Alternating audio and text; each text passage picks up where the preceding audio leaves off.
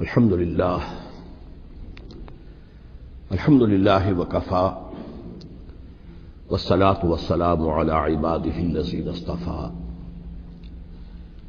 خصوصا على أفضلهم وخاتم النبيين محمد الأمين وعلى آله وصحبه أجمعين. أما بعد فقد قال الله تبارك وتعالى كما ورد في سورة البقرة: اعوذ باللہ من الشیطان الرجیم بسم اللہ الرحمن الرحیم ولا تقولوا لمن يقتل في سبيل الله اموات بل احیاء ولكن لا تشعرون. وقال عز وجل كما ورد في سورة آل عمران: ولا تحسبن الذين قتلوا في سبيل الله امواتا بل احیاء عند ربهم يرزقون. وقال جل وعلا كما ورد في سورة القصص: تلك الدار الآخرة نجعلها للذين لا يريدون علوا في الأرض ولا فسادا والعاقبة للمتقين. صدق الله العظيم. رب اشرح لي صدري ويسر لي أمري واحلل عقدة من لساني يفقهوا قولي. اللهم ربنا الہمنا رشدنا واعذنا من شرور انفسنا. اللهم ارنا الحق حقا وارزقنا اتباعه وارنا الباطل باطلا وارزقنا اجتنابه. آمین یا رب العالمین. آپ کے علم میں ہے کہ آج ماہ محرم الحرام کی 15 تاریخ ہے. گویا کہ ابھی یوم عاشورہ کو گزرے ہوئے بمشکل 5 دن ہوئے ہیں. میں نے آج سے کوئی 11 دن قبل کراچی ہی میں فاران کلب کے زیر اہتمام ایک خاصے بڑے اجتماع سے خطاب کرتے ہوئے قرآن مجید کا فلسفہ شہادت بیان کیا تھا. اگرچہ میرا مین مضمون تھا قرآن مجید کا فلسفہ شہادت، تاہم اس کے ساتھ ہی میں نے، کیونکہ یہ عام طور پر بھی شہادتوں کا زمانہ شمار ہوتا ہے، ذی الحجہ میں حضرت عثمان رضی اللہ تعالیٰ عنہ شہید کیے گئے. یکم محرم الحرام کو حضرت عمر رضی اللہ تعالیٰ عنہ کی وفات ہوئی ہے، اگرچہ وہ زخمی ہو گئے تھے 28 ذی الحجہ کو. پھر یہ سانحہ کربلا پیش آیا ہے 10 محرم کو. تو یہ دن ہوتا ہے ایسا کہ جس میں انہی موضوعات پر تقاریر ہوتی ہے. تو میں نے فلسفہ شہادت کے ساتھ ساتھ ایک ضمیمے کے طور پر خلفائے ثلاثہ کی شہادت اور سانحہ کربلا کا تاریخی پس منظر بھی بیان کیا، لیکن وہ میرا اصل موضوع نہیں تھا. اصل وقت صرف ہوا تھا قرآن کا فلسفہ شہادت میں. اور دوسرے یہ کہ ان تاریخی پس منظر کے بیان میں بھی ظاہر بات ہے کہ سانحہ کربلا تک پہنچتے پہنچتے وقت بھی ختم ہو رہا تھا اور میری ہمت بھی اب جواب دے رہی تھی، اس لیے اس کا ذکر بہت ہی اجمال کے ساتھ ہوا تھا. اس کے اگلے ہی روز ٹیلی ویژن کے زیر اہتمام ایک مذاکرہ ہوا، اور وہ مذاکرہ جو ہے وہ پھر ٹیلی کاسٹ کیا گیا ہے عین یوم عاشورہ کو، 10 محرم الحرام کی شب. اس کے ضمن میں ایک تو وعدہ خلافی کی جو اس پروگرام کے کمپیئر ہے انیق احمد صاحب، انہوں نے، اور میں نے اسی وقت پروگرام کے خاتمے پر ان سے یہ شکایت کر دی تھی کہ انہوں نے مجھے جو عنوان بتایا تھا وہ تھا قرآن کا فلسفہ شہادت. تو ظاہر بات ہے کہ ذہناً میں اسی کے لیے تیار ہو کر گیا تھا، لیکن وہاں انہوں نے جب شروع کی محفل تو وہاں پر انہوں نے عنوان بیان کیا امام حسین علیہ السلام کی شہادت. اب یہ اگرچہ یقیناً ان میں باہمی تعلق تو ہے، لیکن یہ کہ بہت کافی فرق ہے کہ ایک آپ فلسفہ شہادت سے چل کر اور شہادت حضرت حسین رضی اللہ تعالیٰ عنہ تک پہنچے، اور ایک یہ ہے کہ اصل موضوع ہوئی ہے. بہرحال جو بھی اس وقت، تو اب ظاہر بات ہے کہ کوئی اور شکل نہیں تھی، جو بھی گفتگو ہوئی اس میں میں نے پورا حصہ لیا. لیکن دوسری زیادتی انہوں نے یہ کی کہ اس میں سے میرے بیان کے بہت سے حصوں کو حذف کر دیا. اس کاٹ چھانٹ سے ایک تو میرا نقطہ نظر پورے طور پر قارئین یا ناظرین کے سامنے نہیں آ سکا، سامعین کے سامنے نہیں آ سکا، اور دوسرے اس سے کچھ مغالطے بھی پیدا ہوئے ہیں۔ تو میں نے یہ سوچا کہ اب یہاں اس جمعے میں میں ان کی وضاحت کر دوں، اسی لیے باصرار میں نے یہ موضوع رکھوایا کہ سانحہ کربلا کا تاریخی پس منظر کیا ہے۔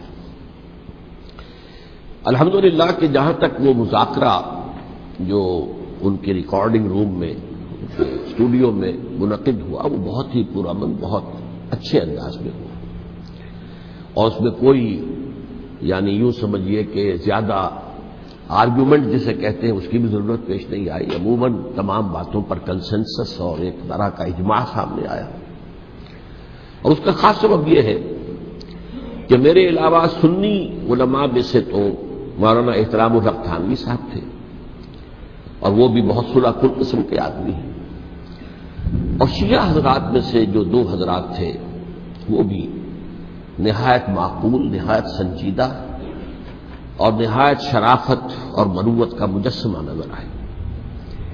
ان میں سے ایک صاحب سے میری پرانی یاد اللہ ہے، علامہ ڈاکٹر قلب صادق، ان کا تعلق لکھنؤ سے ہے، اور یہ میرے اندازے میں پوری طریقے سے نہیں کہہ سکتا، اس وقت جو بر عظیم پاک و ہند میں نامور علماء ہیں اہل تشیع کے، ان میں سے یہ چوٹی کی شخصیت ہے، اس میں کسی شک و شبہ کی گنجائش نہیں، بہت مسلم عالم دین ہے، نہ صرف عالم دین ہے بلکہ ڈاکٹریٹ بھی انہوں نے کی ہوئی ہے۔ دوسری بات یہ کہ یہ بھی لکھنؤ کے رہنے والے تھے، اور مولانا سید ابو الحسن علی ندوی رحمۃ اللہ علیہ وہ بھی لکھنؤ کے، رائے بریلی کے رہنے والے تھے جو 40-45 میل دور ہے، لیکن ان کا اصل مرکز تو آپ کو معلوم ہے دارالعلوم ندوۃ العلماء لکھنؤ، تو ان کے ساتھ ان کے بڑے ہی برادرانہ تعلقات ہیں، ایک دوسرے سے بڑی محبت، اور مولانا علی میاں رحمۃ اللہ علیہ بھی ان کے اجتماعات میں جا کر شریک ہوتے رہے ہیں، اور انہوں نے ایک فقرہ بھی نقل کیا مولانا علی میاں رحمۃ اللہ علیہ کا کہ آج ہمیں کوفے اور دمشق کی طرف دیکھنے کی ضرورت نہیں ہے بلکہ کربلا کی طرف دیکھنے کی ضرورت ہے۔ تو بہرحال مولانا علی میاں رحمۃ اللہ علیہ کو جو خاص تعلق تھا حضرت علی رضی اللہ تعالیٰ عنہ کی ذات کے ساتھ، اس پر تو ان کی ایک عظیم تصنیف جو ہے حضرت علی کی سیرت مطہرہ پر وہ خود دلالت کرتی ہے۔ تو علامہ ڈاکٹر قلب صادق جو ہے وہ ایک تو اہل تشیع کے چوٹی کے علماء میں سے ہیں، مولانا علی میاں کے ساتھ ان کے برادرانہ تعلقات، خود میرے ساتھ ان کا معاملہ یہ رہا۔ اس کی وجہ کیا ہے کہ یہ اتحاد بین المسلمین کے بہت بڑے داعی اور علم بردار ہیں۔ شیعہ سنی جو ہے منافرت اور مخاصمت کی بجائے چاہتے کہ مفاہمت ہو اور قرب ہو اور غلط فہمیوں کا ازالہ ہو، اسی وجہ سے ان کی خصوصی نظر عنایت مجھ پر رہی ہے۔ مجھے یہ تو پوری طرح یاد نہیں کہ کراچی میں بھی ان سے ملاقات ہوئی تھی یا نہیں، لیکن ایک مرتبہ لاہور تشریف لائے تھے اور وہاں مجھ سے ملاقات ہوئی، پھر ایک مرتبہ میں نیو یارک میں تھا اور اتفاقاً ان کا بھی وہیں پر قیام تھا یا تشریف آوری ہو گئی تھی، تو وہاں بھی بڑی مفصل ملاقات کے لیے وہ تشریف لائے تھے۔ پھر میرا جو ایک کتاب کہہ لیں درمیانی شے ہے، شیعہ سنی مفاہمت کی ضرورت اور اہمیت، اس کے یہ باقاعدہ مبلغ رہے ہیں، اس کے بہت سے نسخے انہوں نے منگوا کر اپنے طور پر یہاں محرم الحرام کی جو ان کی مجالس ہوتی ہیں، اس مرتبہ بھی اسی کے لیے تشریف لائے ہوئے تھے، تو اس کے اندر انہوں نے اس کا تعارف کرایا، اس کی تعریف کی، اور اس کے بہت سے نسخے جو ہے وہ فروخت کروائے۔ تو یہ میں نے اصل میں آپ کے سامنے ایک پس منظر رکھ دیا ہے اس شخصیت کا کہ جو اس میں میجر ریپرزنٹیٹو تھے اہل تشیع کی طرف سے۔ انہوں نے ایک نقطہ جو بیان کیا، واقعہ یہ ہے کہ میرا ذہن بھی ادھر منتقل نہیں ہوا تھا اس سے پہلے، انہوں نے فرمایا کہ یہ اللہ کے راستے میں شہید ہو جانے والے کو جو اللہ کے راستے میں قتل ہو جائیں، سورہ بقرہ میں تو فرمایا انہیں مردہ مت کہو، وَلَا تَقُولُوا لِمَن يُقْتَلُ فِي سَبِيلِ اللَّهِ أَمْوَاتٌ بَلْ أَحْيَاءٌ وَلَٰكِن لَّا تَشْعُرُونَ، وہ تو زندہ ہے لیکن تمہیں ان کا شعور نہیں ہے۔ لیکن سورہ آل عمران کے اندر جو آیت آئی ہے وَلَا تَحْسَبَنَّ الَّذِينَ قُتِلُوا فِي سَبِيلِ اللَّهِ أَمْوَاتًا بَلْ أَحْيَاءٌ عِندَ رَبِّهِمْ يُرْزَقُونَ، ہرگز مت سمجھنا ان کو جو اللہ کی راہ میں قتل ہو جائیں کہ وہ مردہ ہیں، وہ زندہ ہیں، اپنے رب کے پاس سے رزق پا رہے ہیں۔ تو انہوں نے کہا کہ اللہ تعالیٰ کی راہ میں قتل ہو جانے والے کو مقتول کہنا ہی نہیں، سمجھنا بھی غلط ہے۔ دل سے بھی بات جو ہے وہ یہ نہیں ہونی چاہیے کہ وہ مردہ ہے، بلکہ وہ زندہ ہے، اس شد و مد کے ساتھ ولا تحسبن، ہرگز نہ سمجھنا ان کو جو اللہ کی راہ میں قتل ہو جائیں کہ وہ مردہ ہے، وہ تو زندہ ہے، اپنے رب کے پاس سے رزق پا رہے ہیں۔ اس در میرا ذہن نہیں گیا تھا، میں اس کو تسلیم کر رہا ہوں۔ دوسرے جو شیعہ عالم دین تھے، مجھے ان کا پورا نام مستحضر نہیں ہے، نقوی صاحب، وہ بھی ڈاکٹر بھی ہیں اور عالم دین ہیں، وہ بھی تھے، اور وہ بھی بہت ہی یوں سمجھیے کہ یعنی دلیل کو تسلیم کرنے والے اور بہت ہی معقول انداز میں گفتگو کرنے والے تھے۔ بہرحال جب وہ مذاکرہ شروع ہوا تو سب سے پہلے ڈاکٹر کلب صادق صاحب کو دعوت دی گئی کہ وہ اظہار خیال کریں۔ انہوں نے انہی دو آیتوں کے حوالے سے جو ابھی میں نے بیان کی ہے، ایک نقطہ بھی بیان کیا، کچھ اور باتیں بھی بیان کی۔ اس کے بعد جب میری باری آئی تو میں نے کہا کہ مجھ سے کچھ اور سوال کیا گیا تھا، لیکن میں نے کہا کہ میں پہلے بات وہیں سے شروع کرنا چاہتا ہوں۔ سوال یہ کیا گیا تھا ڈاکٹر کلب صادق سے کہ قرآن کا فلسفہ شہادت کیا ہے۔ تو میں نے کہا جو سوال آپ نے ان سے کیا تھا، میں اس کے جواب سے اپنی بات شروع کرنا چاہتا ہوں کہ میرے نزدیک قرآن مجید میں اللہ کی راہ میں قتل ہونے کے لیے لفظ شہادت آیا ہی نہیں۔ حدیث میں ضرور آیا ہے بصیغہ مجہول، فقد استشہدہ، اس کی شہادت قبول کر لی گئی یا اس کو شہید بنا لیا گیا، اور اس معنی میں صرف ایک جگہ پر امکان ہے پورے قرآن میں، سورہ آل عمران کی ایک آیت میں، وَيَتَّخِذَ مِنْكُمْ شُهَدَاءَ، کہ وہاں اس کے معنی لیے جا سکے مقتول فی سبیل اللہ کے، باقی کہیں بھی نہیں۔ یہ تو اصل میں کار رسالت کے لیے ایک اصطلاح ہے۔ ہر رسول شاہد بن کر آیا، شہید بن کر آیا، یہاں دنیا میں وہ اپنے عمل سے، اپنے قول سے انفرادی اجتماعی سطح پر حق کی گواہی دیتا رہا، اور قیامت کے دن کھڑے ہو کر پروزیکیوشن وٹنس کی حیثیت سے اپنی قوم کے خلاف گواہی دے گا کہ اللہ میں نے ان کے سامنے تیرا پیغام پہنچا دیا تھا، اب جو کچھ انہوں نے کیا اس کے ذمہ دار یہ ہے۔ دے کانٹ پلیڈ اگنورنس، وہ یہ نہیں کہہ سکتے کہ ہمیں معلوم نہیں تھا، ہمیں بتایا نہیں گیا تھا۔ بہرحال اس پر مجھے بڑی خوشی ہوئی جب علامہ نقوی صاحب نے اس نقطے کو بہت سراہا، اور انہوں نے تسلیم کیا کہ کچھ دنوں سے مجھے بھی یہ خیال ہو رہا تھا، یعنی یہ کہ یہ کوئی زیادہ پرانا خیال ان کا نہیں تھا۔ انہوں نے فرمایا کچھ دنوں سے مجھے بھی یہ خیال ہو رہا تھا کہ قرآن میں تو یہ لفظ شہید اور شہادت اس معنی میں ہے ہی نہیں۔ میرا گمان یہ ہے کہ چونکہ اس موضوع پر میں نے بہت تقریریں کی ہیں، سال ہر سال سے تقریریں کر رہا ہوں، قرآن کا فلسفہ شہادت کیا ہے، اور اس کے حوالے سے یہ کہ امت مسلمہ کا کیا فرض منصبی ہے، شہادت علی الناس کی کیا ذمہ داری ہے جو امت مسلمہ پر ہے۔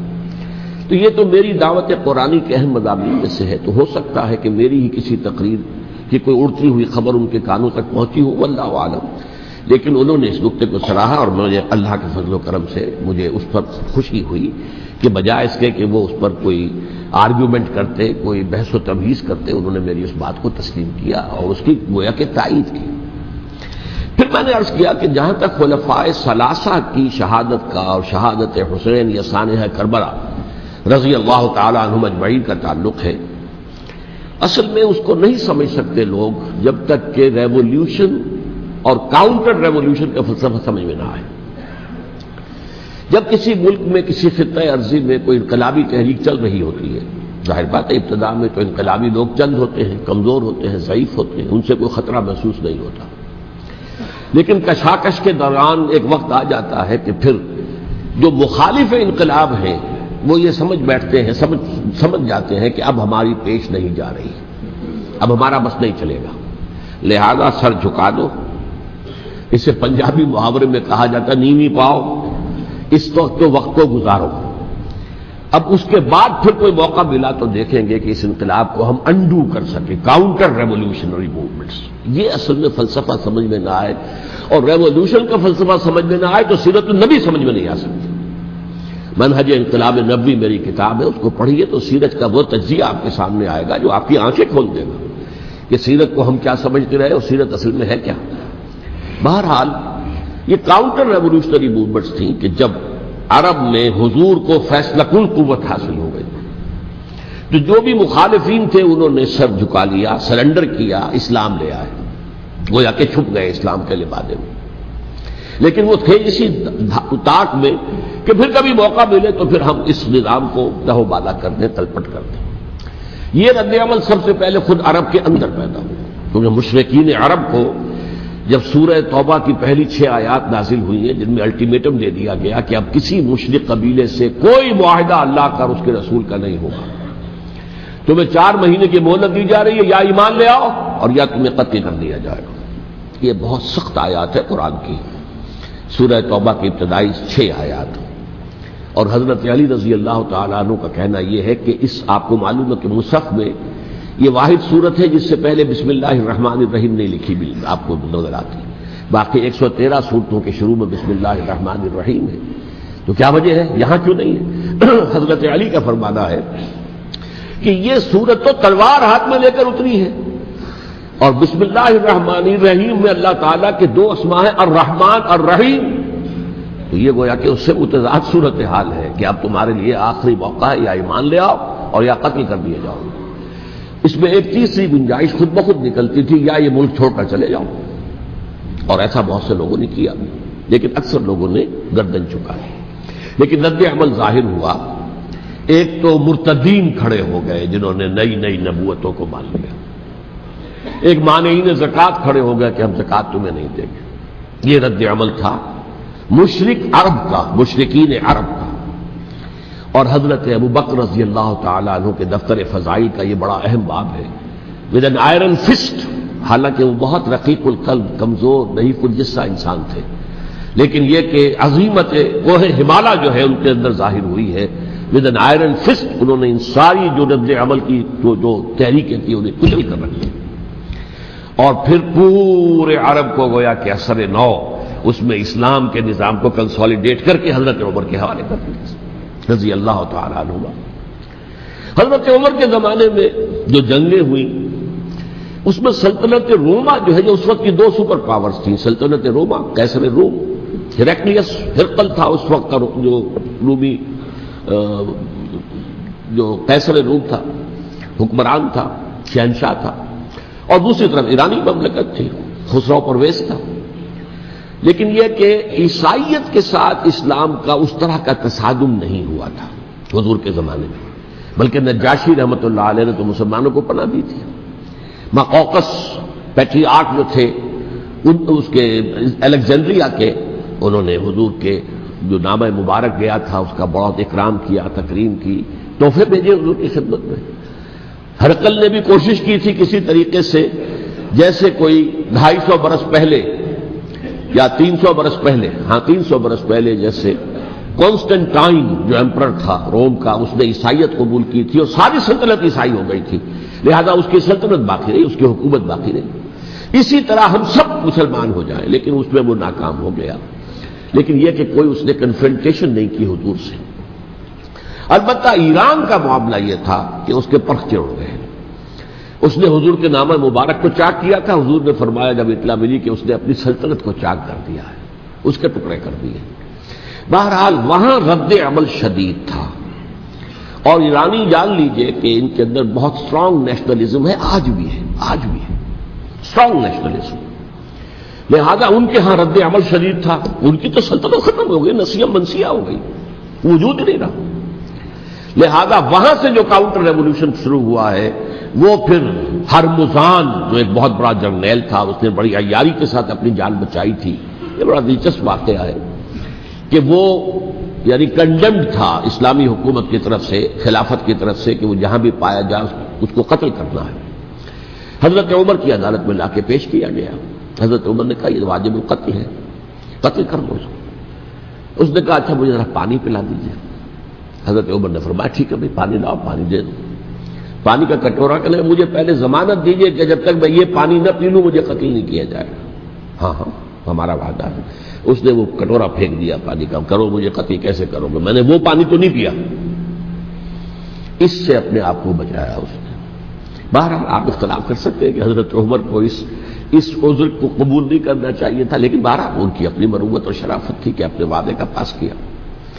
اس کی سازش سے ابو لولو فیروز اس نے حضرت عمر کو شہید کیا۔ یہ گویا کہ دوسری کاؤنٹر ریولوشنری موومنٹ تھی۔ انہوں نے یہ سمجھا تھا کہ یہ ساری چکی جو چل رہی ہے، جیسے چکی کی ایک کلی ہوتی ہے، وہ کلی جگہ سے ہٹ جائے تو چکی کیسے چلے گی؟ یہی بات حضرت علی نے فرمائی تھی حضرت عمر سے رضی اللہ تعالی عنہما جب شام کے محاذ پر کچھ پسپائی سی ہو رہی تھی تو حضرت عمر نے ارادہ کیا میں خود جاؤں گا محاذ پر اور کمانڈ کروں گا. حضرت علی رضی اللہ تعالیٰ عنہ نے فرمایا کہ نہیں امیر المومنین آپ مت جائیں، چکی اسی وقت تک چلتی ہے جب تک کہ کلی گڑی ہوئی. آپ کلی ہیں اس وقت اس نظام کی جس کے گرد یہ اسلام کی چکی گھوم رہی، آپ مت جائیں. لہذا حضرت عمر نے ان کی بات مانی. اس قدر صائب مشورہ تھا جو دیا تھا. بہرحال انہوں نے یہ سمجھا تھا کہ عمر ہی کے بل پر چل رہا ہے یہ سب کچھ، لہذا عمر کو بیچ سے ہٹا دینے سب بیٹھ جائے گا. لیکن ظاہر بات ہے کہ محمد الرسول اللہ کی بنائی ہوئی عمارت صلی اللہ علیہ وسلم اتنی کمزور نہیں تھی. اس کے بعد حضرت عمر کے انتقال کے بعد حضرت عثمان کا انتخاب ہوا، اور حضرت عثمان کے بھی 10 سال پہلے جو ہے وہ بالکل حضرت عمر کی جو دور خلافت ہے اس کے بالکل مشابہ ہے، مماثل. ہمارے ذہنوں میں یہ تصور بٹھا دیا گیا کہ سارے 12 سال شاید فتنہ ہی فتنہ رہا، فساد ہی فساد رہا، دنگا رہا، لڑائی رہی. نہیں، 10 سال پورا امن. اور جس طریقے سے فتوحات کا سیلاب حضرت عمر کے زمانے میں جا رہا تھا اسی طریقے سے حضرت عثمان کے 10 سالوں کے دوران گیا. آخری 2 سالوں میں ایک فتنہ اٹھا ہے. یہ فتنہ کیا ہے اس کو سمجھ لیجیے. مذاہب کی جو 3 سے کنفرنٹیشن ہوئی تھی، ایک تو یہ کہ مملکتوں میں سے مملکت ہرقل، مملکت روم، مملکت ایران. رومی سلطنت کی 2 ٹانگیں مسلمانوں نے توڑ دی، شمالی افریقہ سے نکال دیا، مغربی ایشیا سے نکال دیا. لیکن یورپ میں وہ قائم تھا، اس کی سلطنت تھی. لیکن ایرانی سلطنت کا بالکل تیا پاچا ہو گیا، ختم ہو گیا. اسی طریقے سے 3 مذاہب سے کنفرنٹیشن ہوئی. مشرکین عرب سے، اس کا میں بیان کر چکا ہوں، ان کا پہلا وار حضرت ابوبکر کے عہد خلافت میں ہو گیا. دوسرے جو عیسائیوں کا معاملہ تھا ان سے بھی کوئی تصادم نہیں ہوا حضور کے حیات طیبہ کے دوران. لیکن جو یہودیت بطور مذہب، اس کو ظاہر بات ہے کہ اسلام نے اس کو ختم کیا تھا کم سے کم جزیرہ نما عرب سے. مدینے میں 3 قبیلے تھے جو اپنی غداری کی وجہ سے اور اپنی صلح کو توڑنے کے جرم کی پاداش میں 2 نکالے گئے، اور تیسرا جو ہے اس کے تمام جو بھی جوان افراد تھے انہیں قتل کیا گیا. پھر خیبر پر حملہ کیا گیا اور خیبر کو جو ہے فتح کیا گیا. وہ یہودیوں کا بہت بڑا گڑھ تھا، اور جو مدینے سے نکالے گئے تھے وہ بھی وہیں جا کر مقیم ہو گئے تھے. تو اس اعتبار سے، اور پھر یہودی اپنے آپ کو سمجھتے تھے اللہ کی طرف سے دنیا میں جو نمائندہ جو ہے امت وہ ہم ہیں. اب انہیں معزول کر کے امت محمد کو وہاں پر کھڑا کر دیا گیا صلی اللہ علیہ وسلم. لہذا وہ بہت زیادہ جو سمجھیے ایگریوڈ، سب سے زیادہ جن کو گزند پہنچا ہے حضور کے دست مبارک سے، وہ یہودی تھے. لہذا ان کا جو رد عمل آیا ہے وہ ہے جس کے نتیجے میں حضرت عثمان شہید ہوئے، حضرت علی شہید ہوئے، حضرت حسین شہید ہوئے. اب اس چیز کو اچھی طرح سمجھیے. یہ جو رد عمل ہے یہ ایک شخص کے ذریعے سے آیا، اور اسی لیے بعض لوگ یہ سمجھتے ہیں کہ یہ خامخواہ کی کہانی ہے. کیا ایک آدمی اتنا بڑا کام کر سکتا ہے؟ عبداللہ ابن سبا ایک یہودی جو اسلام کا لبادہ اوڑھ کر حضرت عثمان کے عہد خلافت میں مدینے میں آ گیا. ٹھیک، اس کے بارے میں تو میں بعد میں عرض کروں گا. لیکن ایک شخص کیا کچھ کر سکتا ہے اس کی مثال میں صاحب دے دوں آپ کو. پہلے حضرت مسیح علیہ السلام کے پورے دین کو ایک شخص نے ختم کر دیا، سینٹ پال جسے دنیا جانتی ہے جس کے نام سے. توحید کو تثلیث میں بدل دیا. حضرت عیسیٰ علیہ السلام تو توحید کی تلقین کر کے گئے تھے، توحید ختم، تثلیث آ گئی، جس میں پہلے باپ ماں اور بیٹا تھے، اس کے بعد باپ بیٹا اور روح القدس ہو گئے، تثلیث. نمبر 2، شریعت موسوی کو ساقط کر دیا. لہذا اب پالزم جو ہے، کرسچینٹی نہیں رہی. وہ حضرت عیسیٰ کو کہہ کر گئے تھے کہ شریعت موسوی تم پر لاگو رہے گی، نافذ رہے گی، ساقط کر دیا. نمبر 3، اس نے عیسائیت کے دائرہ تبلیغ کو وسیع کر دیا، جنٹائلز یا گوئمز کے اندر بھی، غیر یہودیوں میں. حالانکہ حضرت مسیح کہہ کر گئے تھے کہ تمہیں صرف یہودیوں سے خطاب کرنا ہے، اور میں صرف اسرائیل کے گھرانے کی کھوئی ہوئی بھیڑوں کی تلاش میں آیا. اب آپ دیکھیے حضرت مسیح کے فوراً بعد اور حضرت مسیح کی زندگی کے دوران جب تک کہ وہ موجود تھے، وہ بدترین دشمن تھا حضرت مسیح علیہ السلام کا. بعد میں لبادہ اوڑھا، اور یہ کہ مجھے مکاشفہ ہوا ہے، مکاشفے میں مسیح سے میری ملاقات ہوئی ہے، میں ان پر ایمان لے آیا ہوں. اور پھر اس نے اپنے زہد اور دینداری کا جو بھی فراڈ تھا اس کے نتیجے میں اپنی حیثیت بنا لی، دین مسیحی کو بالکل ختم کر دیا. آج کہاں ہے وہ دین مسیحی؟ دی 100 کے مصنف نے بھی صاف لکھا ہے کہ جب تک حضرت مسیح دنیا کے اندر موجود تھے، عیسائیت کی حیثیت یہودیت نے ایک فرقے سے زیادہ نہیں تھی، یہودیوں کا ایک فرقہ، ایک جماعت بس۔ یہ سینٹ پال ہے جس نے اسے ایک مستقل مذہب کی حیثیت اختیار کی ہے، تو اٹ شوڈ بی کالڈ پالزم، اور یہ ایک آدمی کا کارنامہ۔ اسی طریقے سے یہ تو ہو گیا حضرت مسیح کے فوراً بعد، رفع سماوی کے فوراً بعد۔ 1500 برس کے بعد ایک تحریک چلی ہے یورپ کے اندر، اصلاح مذہب، اور اس کی پشت پر بھی یہودی ذہن تھا۔ یہودی ذہن نے عیسائیت کو 2 حصوں میں تقسیم کر دیا، کیتھولک اینڈ پروٹیسٹنٹس، اور پروٹیسٹنٹس کو اپنا اعلی کار بنایا۔ یہ ایک علیحدہ مضمون ہے جس پر میں تفصیل میں نہیں جانا چاہتا، میری کتاب بھی موجود ہے اس موضوع پر، سابقہ اور موجودہ مسلمان امتوں کا ماضی، حال اور مستقبل، اس میں میں نے تفصیل بیان کی۔ یہ جو تقسیم ہوا ہے تو وہ پہلی بات ایک یہودی، جیسے کہ علامہ اقبال نے، مارکس بھی تو ایک یہودی تھا نا، تو ابلیس کی مجلس شورا میں بڑا پیارا شعر ہے، وہ یہودی فتنہ گر، وہ روح مصدق کا بروز، ہر قبا ہونے کو ہے اس کے جنوں سے چاک چاک۔ یہ ایک یہودی فتنہ گر مارکس نے وہ تصور دنیا کو دیا جس نے عظیم انقلاب برپا کیا روس کے اندر، بولشوک ریولوشن، اور جو پھر آدھی دنیا تک پھیل گیا۔ آج سے 50 سال پہلے امریکہ کانپتا تھا، روس کے سامنے کھڑا ہوا کانپ رہا تھا، اس لیے کہ روس سائنٹیفک ترقی میں امریکہ سے بہت آگے تھا، اس کے ایسٹروناٹ پہلے گئے ہیں خلا کے اندر، امریکہ تو بہت پیچھے تھا۔ بہرحال اس نے جس طریقے سے USSR کا خاتمہ کرایا ہے وہ ایک علیحدہ بات ہے، میں اس وقت اس طرف نہیں جانا چاہتا، لیکن جان لیجئے کہ وہ ایک شخص کا کارنامہ، وہ یہودی فتنہ گر، وہ روح مصدق کا بروز، ہر قبا ہونے کو ہے اس کے جنوں سے تار تار۔ اسی طرح وہ عبداللہ ابن سبا، یہودی فتنہ گر۔ آج اہل تشیع میں سے بعض حضرات کہتے ہیں کہ یہ عبداللہ ابن سبا یہ تو افسانوی شخصیت ہے، اس کی حقیقت کوئی تھی ہی نہیں، حالانکہ ان کی اپنی کتاب میں رجال کشی کے اندر اس کا ذکر موجود ہے، اور یہ بھی موجود ہے کہ حضرت علی رضی اللہ تعالیٰ عنہ نے اپنے عہد خلافت میں اسے زندہ جلوایا ہے۔ اس کی وجہ کیا تھی؟ یہ آیا مدینے کے اندر اسلام کا لبادہ اوڑھ کر، اس نے چند عقیدوں کی اشاعت شروع کی۔ سب سے پہلے حضرت علی تو خدا ہیں، گاڈ انکارنیٹ، اوتار کا تصور، جیسے ہندوؤں میں ہے رام چندر جی خدا کا اوتار، اور عیسائیت میں بھی پہلے گاڈ انکارنیٹ کا تصور تھا کہ حضرت مسیح خدا کا اوتار ہے، انکارنیشن آف گاڈ۔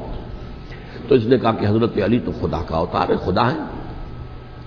نمبر 2، اس نے کہا کہ ہر نبی کا ایک وصی ہوتا ہے جس کے حق میں وہ وصیت کرتا ہے، تو حضور صلی اللہ علیہ وسلم کے وصی حضرت علی ہیں، لہذا خلیفہ تو اول روز سے حضرت علی ہیں، حضرت ابو بکر، حضرت عمر، حضرت عثمان، یہ تو غاصب ہے، اور حضرت عثمان کی خلافت تھی اس وقت تو خاص طور پر۔ پھر اس نے جو قبائلی عصبیت تھی اسے بھڑکایا۔ پرانی جو عصبیت چل رہی تھی قریش کے اندر، وہ 2 گھرانے ایک دوسرے کے مد مقابل تھے۔ دیکھیے، ایک ہوتا ہے قبیلہ، ایک ہوتا ہے گھرانہ۔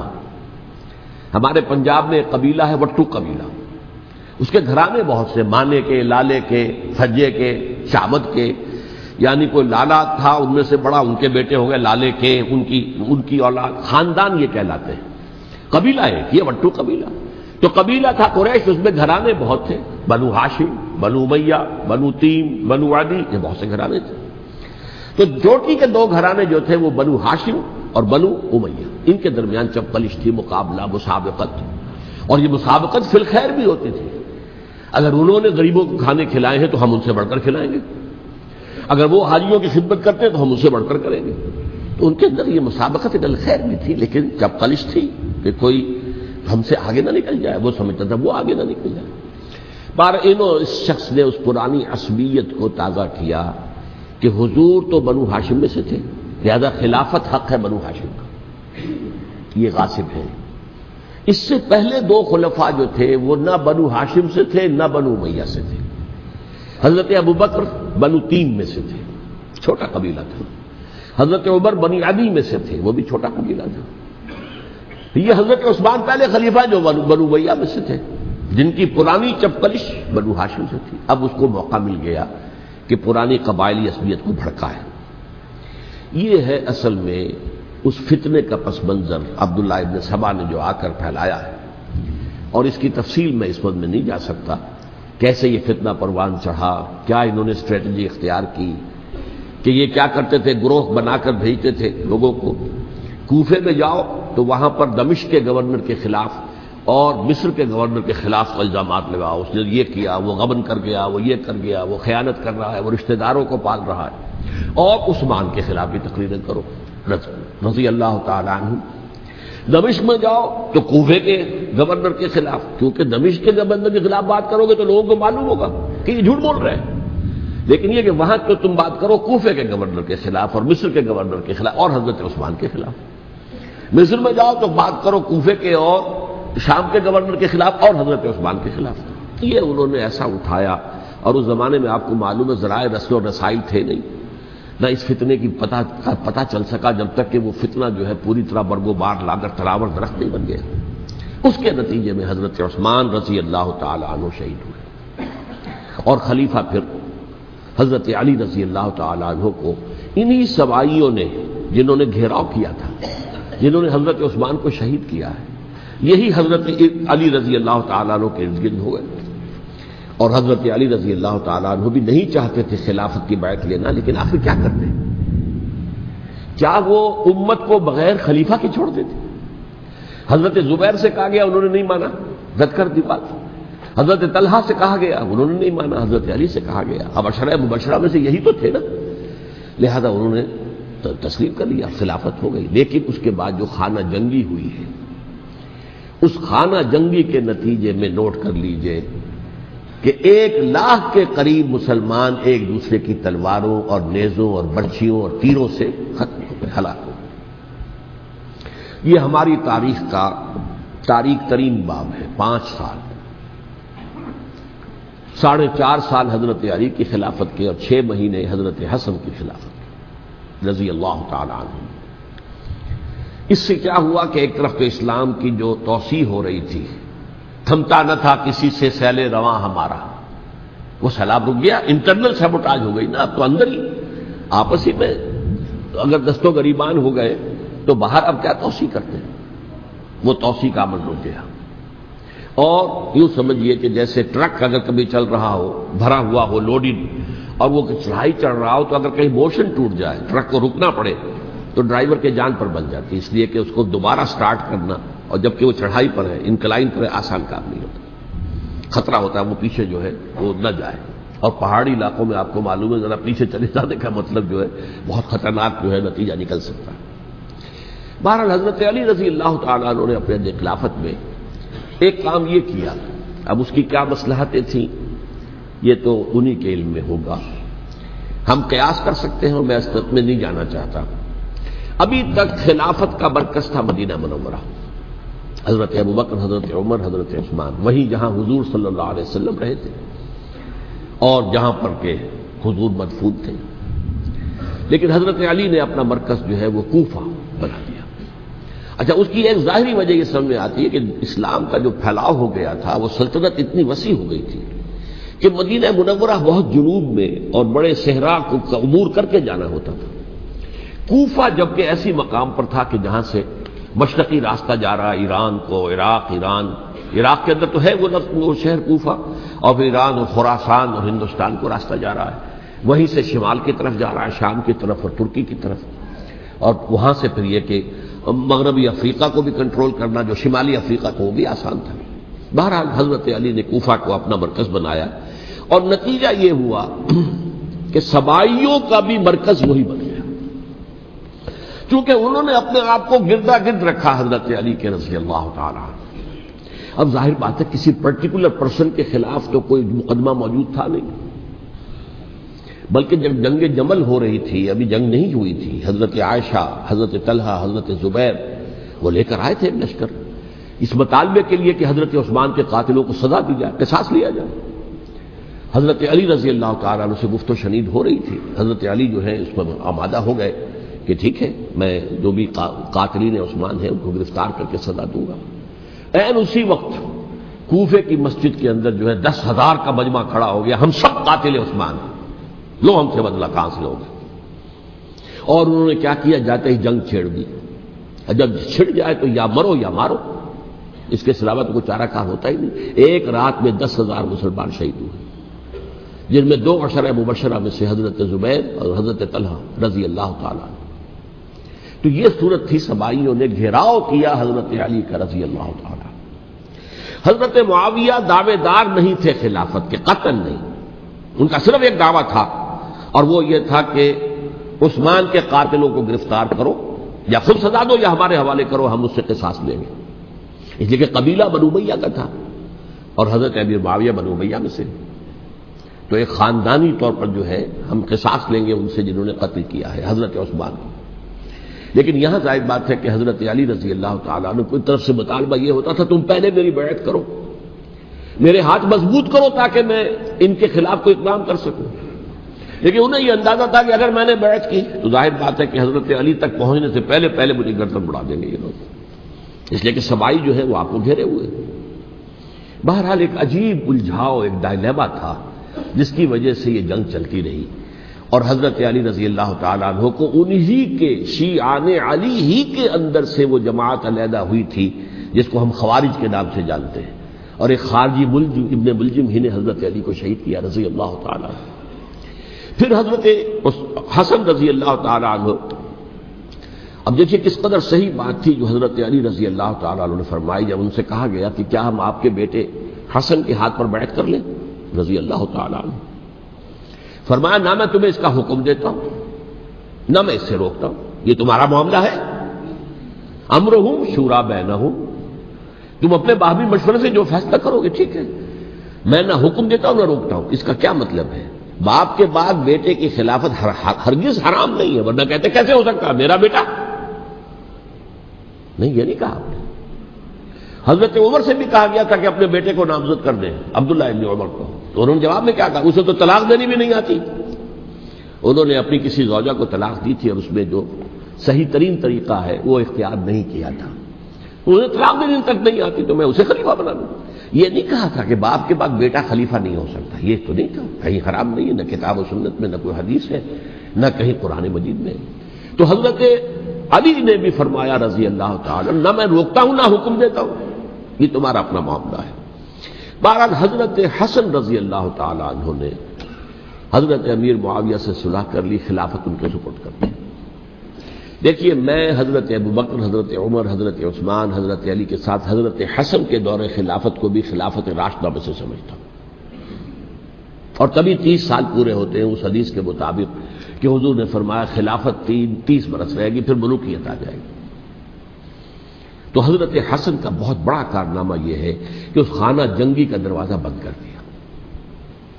اور یہ پیشن گوئی تھی حضور کی صلی اللہ علیہ وسلم حضرت حسن کو جب بچے تھے حضور کے انتقال سے پہلے، میرا یہ بیٹا مسلمانوں کے 2 گروہوں میں صلح کرائے گا. یہ حضور کی پیشن گوئی تھی، اور وہ پیشن گوئی حضرت حسن کے علم میں بھی ہوگی یقیناً. بہرحال انہوں نے صلح کی حضرت امیر معاویہ کے ساتھ رضی اللہ تعالی عنہ، خلافت ان کے حوالے کر دی اور کچھ شرائط تھی وہ طے ہو گئی. اللہ اللہ خیر صلی اللہ. حضور کی تو یہ پیشن گوئی جو ہے صحیح ثابت ہوئی کہ میرا یہ بیٹا مسلمانوں کے 2 بڑے گروہوں کے درمیان صلح کرا دے گا. اور سبائیوں نے انہیں تانے دیے یا عار المومنین، اے مومنوں کے لیے موجب عار، موجب شرم تم نے بزدلی دکھائی ہے، تم نے امیر معاویہ کو خلیفہ تسلیم کر لیا، تم نے بزدلی دکھائی. معاذ اللہ ثم معاذ اللہ ثم معاذ اللہ. اب میں کچھ باتیں حضرت امیر معاویہ کے بارے میں کہنا چاہتا ہوں، اس لیے کہ وہاں اس میں نے حضرت معاویہ کے بارے میں یہ تو بہت شدت کے ساتھ کہا تھا، اور میں اب بھی اس پر قائم ہوں اور پوری طریقے سے قائم ہوں. میرا مستقل موقف یہی ہے کہ حضرت معاویہ رضی اللہ تعالیٰ عنہ کے دور خلافت کو ہم خلافت راشدہ میں شامل نہیں سمجھتے، اہل سنت میں سے کوئی بھی نہیں سمجھتا. لیکن اس کے ساتھ میں نے حضرت امیر معاویہ کے کچھ مناقب بھی بیان کیے تھے تاکہ پلڑا جو ہے ترازو کا اس کے دونوں پلڑے سامنے آ جائیں. لیکن یہ کہ وہ حصہ میرے اس بیان کا نکال دیا گیا، ختم کر دیا گیا. یہ میں نہیں جانتا کہ اس میں کیا مصلحت دیکھی گئی ہے. اس میں تو کسی کے لیے کوئی معاملہ ایسا نہیں تھا کسی کے جذبات کو جو ہے وہ ٹھیس پہنچانے والا، کیونکہ میں نے کہا وہ خلیفہ راشد نہیں تھے، صاحب میں نے کہا، بلکہ وہ دور ملوکیت کا آغاز ان سے ہو گیا ہے۔ بلکہ جب ایک صاحب نے یہ کہا کہ کربلا کے بعد سے دور ملوکیت آ رہی تھی، تو میں نے کہا نہیں جناب، دور ملوکیت تو 20 سال پہلے پوری ہو چکی تھی، شروع ہو چکی تھی۔ حضرت امیر معاویہ کے بھی 20 سال جو ہے وہ دور ملوکیت میں شمار ہیں۔ انہیں کسری العرب بھی کہا گیا، عرب کے کسریٰ، جو شہنشاہ ایران کا خطاب تھا، حضرت معاویہ رضی اللہ تعالیٰ عنہ کو کسری العرب کہا گیا، عرب کا کسریٰ یہ۔ لیکن دوسری طرف یہ ہے کہ وہ صحابی رسول ہیں رضی اللہ تعالیٰ عنہ، حضور کے برادر نسبتی بھی ہیں، حضور کے سالے ہیں، ان کی ہمشیرہ ام حبیبہ حضور کی زوجہ محترمہ ہیں، ام المومنین ہیں ام حبیبہ رضی اللہ تعالیٰ عنہ۔ پھر کس قدر معتمد علیہ تھے حضور کے کہ کاتبان وحی میں شامل تھے، وحی کی کتابت کرنے والے چند لوگ تھے جنہیں کہ حضور کہتے تھے کہ اب یہ آیت لکھ لو، ان میں سے ایک امیر معاویہ بھی رضی اللہ تعالیٰ۔ تو بڑے توازن کی ضرورت ہے۔ دیکھیے صحابہ کرام کا جہاں تک تعلق ہے، اہل سنت کا موقف یہ ہے کہ الصحابہ کلہم عدول، صحابہ سب کے سب نیک نیت ہیں، اور ان کی روایت جو ہے قبول کی جائے گی، رد نہیں کی جائے گی، ان پر کوئی جرح و تعدیل نہیں ہوگی، اس لیے کہ ان کا تزکیہ محمد رسول اللہ صلی اللہ علیہ وسلم نے کیا تھا۔ لہذا یہ تو ہو سکتا ہے کہ کسی صحابی سے کوئی خطا ہو جائے، لیکن وہ خطا اجتہادی ہوگی، نیت کی خطا نہیں ہوگی، نیت کی غلطی نہیں ہوگی۔ اگر کسی صحابی کی نیت پر حملہ کیا جائے تو یہ اصل میں طعن ہے، حملہ ہے حضور پر کہ وہ تربیت دے نہیں سکے اپنے ساتھیوں کو، معاذ اللہ ثم معاذ اللہ ثم معاذ اللہ، وہ تزکیہ کر ہی نہیں سکے۔ 3 جگہ جو قرآن میں آیا ہے یتلو علیہم آیاتہ ویزکیہم، تو کیا تزکیہ کیا؟ اگر ان کے قریب ترین ساتھی جو تھے، اگر ان کے اندر بھی بدنیتی تھی اور دنیا کی طلب تھی اور دنیا کے اندر اقتدار حاصل کرنے کا جذبہ تھا، تو پھر کیا تزکیہ کیا؟ معاذ اللہ ثم معاذ اللہ۔ لہذا صحابہ سب کے سب عدول ہیں، اور ان سے اختلاف ممکن ہے، لیکن ان کی نیت پر حملہ نہیں ہو سکتا۔ تو حضرت امیر معاویہ کی شخصیت ایک چیز ہے، آپ کا دور خلافت دوسری چیز ہے۔ شخصیت کے اعتبار سے صحابی رسول ہیں، برادر نسبتی ہیں حضور کے صلی اللہ علیہ وسلم، اور پھر یہ کہ اس قدر معتمد علیہ ہے صحابہ میں سے کہ وہ کاتبان وحی، یہ عام آدمی کے کرنے کا کام نہیں تھا جو وحی کی کتابت کرے، اللہ کے کلام کی۔ البتہ یہ ہے کہ جیسا کہ میں نے عرض کیا، ان کا دور خلافت راشدہ نہیں ہے، وہ ملوکیت کا دور ہے۔ یہ میں نے جیسا کہ عرض کیا، میں نے ایک صاحب نے جب یہ کہا کہ ملوکیت شروع ہو رہی تھی، میں نے کہا شروع نہیں ہو رہی تھی، ملوکیت تو 20 سال پہلے شروع ہو چکی تھی۔ اسی طریقے سے ایک صاحب نے کہا تھا کہ اسلام کو قائم کرنے کے لیے حضرت حسین میدان میں آئے، میں نے کہا یہ بھی غلط ہے، اسلام تو 60 سال پہلے قائم ہو چکا تھا، نبی اکرم صلی اللہ علیہ وسلم کے دستے مبارک سے اسلام قائم ہو گیا، جعل حق و زہق الباطل ان الباطل کان زہوقا، پھر 30 برس تک وہ کامل شکل کے اندر قائم رہا۔ تو اسلام جو ہے وہ جو ہے در حقیقت اب قائم کرنے والی بات نہیں تھی، البتہ اس کے اندر زوال شروع ہو گیا تھا، اس زوال کے عمل کو روکنے کے لیے حضرت حسین میدان میں آئے۔ یہ چیز کو صحیح تاریخی پرسپیکٹو میں رکھنا، تو جس طرح سے دین کو قائم کرنے کے لیے دیکھیے قائم تو کیا محمد رسول اللہ صلی اللہ علیہ وسلم والذین معہ رضی اللہ تعالی عنہ، انہوں نے کیا تھا۔ ہاں اب جو ہے وہ اپنی اس شاندار حیثیت سے نیچے گرنے لگا تھا، وہ میں بعد میں عرض کروں گا کہ میں نے اسے کیا عرض کیا تھا کہ یہ اس زوال کو روکنے کے لیے کسی طریقے سے یہ اپنی اصل حقیقت میں قائم رہے، یہ حضرت حسین رضی اللہ تعالیٰ عنہ کی سعی تھی۔ اچھا، حضرت امیر معاویہ کے جو 20 سال ہیں وہ پورے امن، سکون، اطمینان، کوئی جھگڑا، کوئی فساد، کوئی اختلاف، کوئی باہمی خاندانی، کچھ نہیں، 20 سال۔ یہ بھی تاریخ کی بڑی چشم کشا حقیقت ہے جو عام طور پر لوگوں کے علم میں نہیں ہے۔ سبائی بھی دبکے رہے، حضرت امیر معاویہ کی حکومت اتنی مضبوط تھی، کنٹرول، کہ ان کو کچھ سر اٹھانے کا موقع نہیں ملا، موجود تھے دبکے رہے۔ جیسا کہ میں نے کہا ریولوشن کے آخری مرحلے پر آ کر جو مخالفین ہیں وہ دب جاتے ہیں کہ پھر دیکھیں گے موقع ملے گا تو پھر لیں گے ان سے حساب کتاب۔ 20 سال رہے ہیں پورے امن کے، 10 سال کے بعد یعنی درمیان میں ہے حضرت امیر معاویہ کا عہد خلافت۔ ایک صحابی جو کہ بزرگ صحابہ میں سے ہیں، مغیرہ ابن شعبہ رضی اللہ تعالی عنہ، وہ آتے ہیں اور وہ کہتے ہیں کہ دیکھیے امیر المومنین، کتنی بڑی خانہ جنگی رہی تھی مسلمانوں کی آپس میں، اور اب بھی اگر آپ کسی کو نامزد کیے بغیر چھوڑ گئے امت کو تو پھر خانہ جنگی ہو جائے. 1 لاکھ اس وقت جو ہے وہ ہلاک ہوئے تھے، نہ معلوم اب کتنے ہلاک. لہذا آپ اپنی زندگی ہی میں نامزد کر دیجئے کسی کو خلیفہ، ولی عہد بنا دیجئے. حضرت امیر معاویہ نے ابتداءً جو ہے انکار کیا نہیں، لیکن ان کے دلائل ایسے تھے وزنی، اور میں سمجھتا ہوں کہ وہ بات صحیح تھی جو مغیرہ ابن شعبہ نے کہی، اس لیے کہ اب صحابہ کرام میں سے جو کبار صحابہ تھے وہ تو سب دنیا سے رخصت ہو چکے تھے. اب تو یا صغار صحابہ رہ گئے تھے جو حضور کے زمانے میں بچے تھے، حضرت حسن، حضرت حسین، عبداللہ ابن زبیر، یہ بچے تھے نا، یا تو وہ تھے، اور یا بالکل نو مسلم تھے. اور نو مسلموں میں بڑی تعداد وہ تھی جو ایرانیوں کی تھی، شامیوں کی تھی، ادھر کی تھی، ادھر کی تھی. تو ان کو تو ظاہر بات ہے کہ تربیت نبوی سے کیا خلافت راشدہ سے بھی اکثر و بیشتر کو کوئی حصہ ملا ہی نہیں. تو اس صورت میں اب وہ اعلیٰ ترین معیار پر حکومت کے نظام کو قائم کرنا ممکن نہیں ہے. کوئی قبائلی عصبیت جب تک حکومت کی پشت پر نہیں ہوگی حکومت مستحکم نہیں ہوگی. یہ گویا کہ ایک جس کو کہتے ہیں کہ حقیقت بینی، واقعیت پسندی، ایک آئیڈیلزم ہے اور ایک ریئلزم ہے کہ آپ فیکٹس آن دی گراؤنڈ کو غور کریں، سوچیں اس کے اوپر اور پھر کوئی فیصلہ کریں. اس اعتبار سے پھر حضرت امیر معاویہ نے بات مان لی اور بیعت لے لی لوگوں سے حضرت یزید کے لیے کہ یہ خلیفہ ہوں گے میرے بعد. اس کو ولی عہدی کہتے ہیں. اچھا، اس وقت 5 افراد ایسے تھے کہ جنہوں نے اس سے اختلاف کیا. یہ بات بہت اہم ہے. میرا کتابچہ ہے سانحہ کربلا، اس کے کچھ نسخے آج یہاں ہوں گے، آپ لوگ پڑھیے اسے غور سے اور پھیلائیے تاکہ حقیقت سامنے آئے. 5 افراد کون تھے جو ہونے چاہیے؟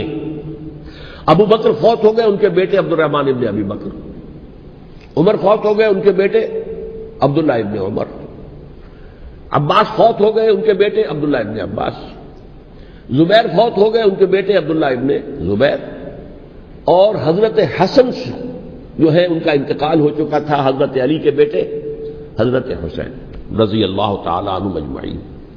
حضرت حسن کے بارے میں ایک فریق کا کہنا یہ ہے کہ انہیں زہر دے کر ہلاک کیا گیا. اہل تشیع کا قول یہ ہے، جبکہ اہل سنت کہتے ہیں کہ نہیں، وہ اپنی جو بھی طبی موت تھی اس سے ان کی وفات. لیکن میں اس میں نہیں جانا چاہتا، اس لیے کہ یہ مائکرو ہسٹری جو ہے نا، وہ تو ایک ایک واقعے کے لیے ادھر کی روایات کیا، ادھر کی کیا ہیں، ان کے پاس کیا دلائل، یہ تو کسی ریسرچ اسکالر کا موضوع ہے، میرا موضوع نہیں ہے. لیکن بہرحال یہ 5 حضرات تھے جنہوں نے ولی عہدی کی بیعت نہیں کی. لیکن حضرت معاویہ اتنے حلیم الطبع انسان تھے، انہوں نے جبر نہیں کیا، کوئی تشدد نہیں کیا. ٹھیک ہے، ولی عہدی کی بیعت نہیں کر رہے، کوئی بات نہیں، میری بیعت تو کی ہوئی ہے نا، ابھی تو میں زندہ ہوں، بات ختم ہو گئی. میری بیعت کو تو نہیں توڑا انہوں نے، فسخ بیعت نہیں کی. اس اعتبار سے انہوں نے نہ کوئی تشدد کیا، نہ جبر کیا، نہ کوئی مواخذہ کیا. لیکن جب امیر معاویہ کا انتقال ہو گیا، اب ولی عہدی کی بجائے وہ اب خلافت کی بیعت کی. سب لوگوں نے بیعت کر لی. ان 5 میں سے ایک فوت ہو چکے تھے، حضرت عبد الرحمن ابن ابی بکر فوت ہو چکے رضی اللہ تعالی. 4 تھے، ان 4 میں ایک اختلاف ہوا.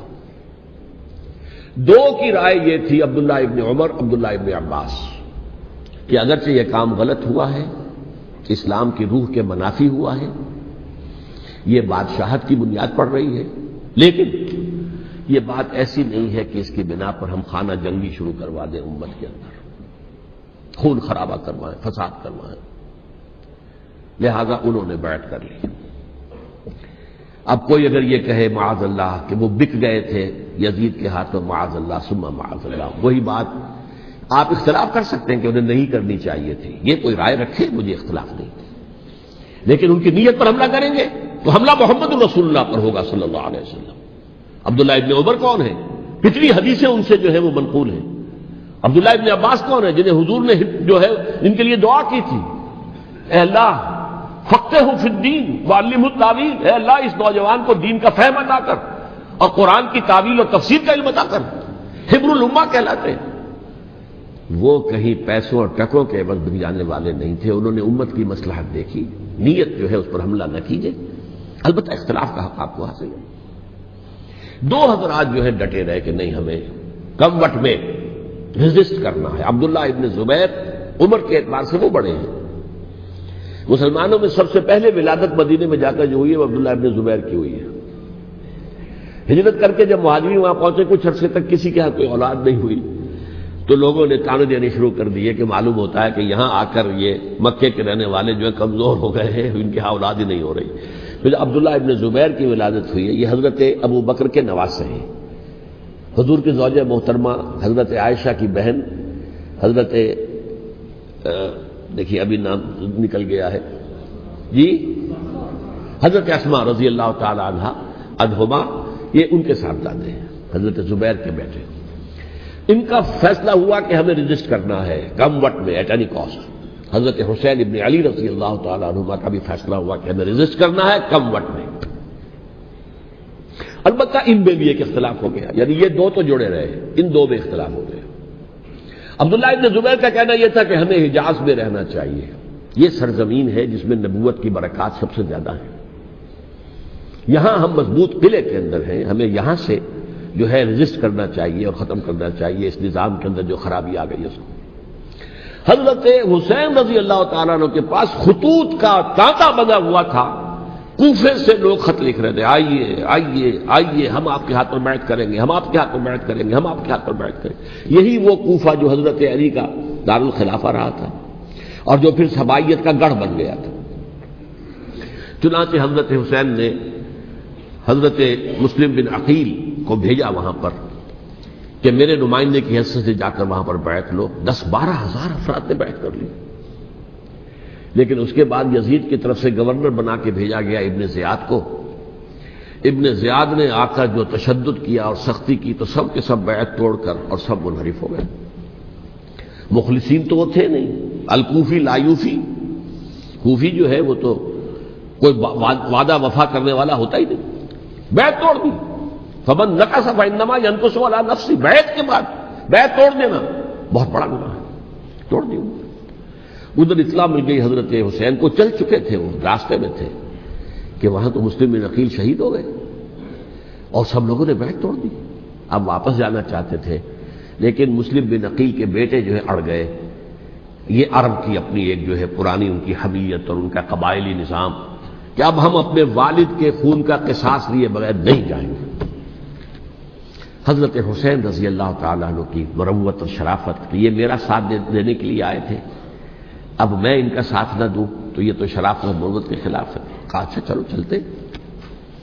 وہاں جا کر بھی عین اپنے میدان کے اندر بھی حضرت حسین رضی اللہ تعالیٰ عنہ نے 3 چیزیں پیش کی ان کوفیوں کے لشکر کے خلاف۔ سب سے بڑا لشکر کے اندر سب سے بڑے تو کوفی تھے جنہوں نے بیعتیں کی ہوئی تھی حضرت حسین کے ساتھ۔ دیکھو مجھے جانے دو واپس حجاز کی طرف، یا مجھے سرحدوں پر بھیج دو تاکہ میں کافروں کے ساتھ جنگ کرتے ہوئے اپنی جان دے دوں، یا مجھے یزید کے پاس جانے دو، میں اپنا معاملہ اس سے طے کر لوں۔ لیکن کوفیوں کو یہ گوارا نہیں تھا۔ اگر یہ یزید کے پاس پہنچ گئے تو ہمارا کچا چٹھا بیان کر دیں گے کہ مجھے تو ان لوگوں نے برگلا کر بلایا تھا۔ اس لیے کہ دیکھیے حضرت امیر معاویہ کے 20 سالوں کے دوران میں بتا چکا ہوں ان کی حکومت اتنی مستحکم تھی کہ اس کے خلاف کوئی فتنہ اٹھانا ممکن نہیں تھا۔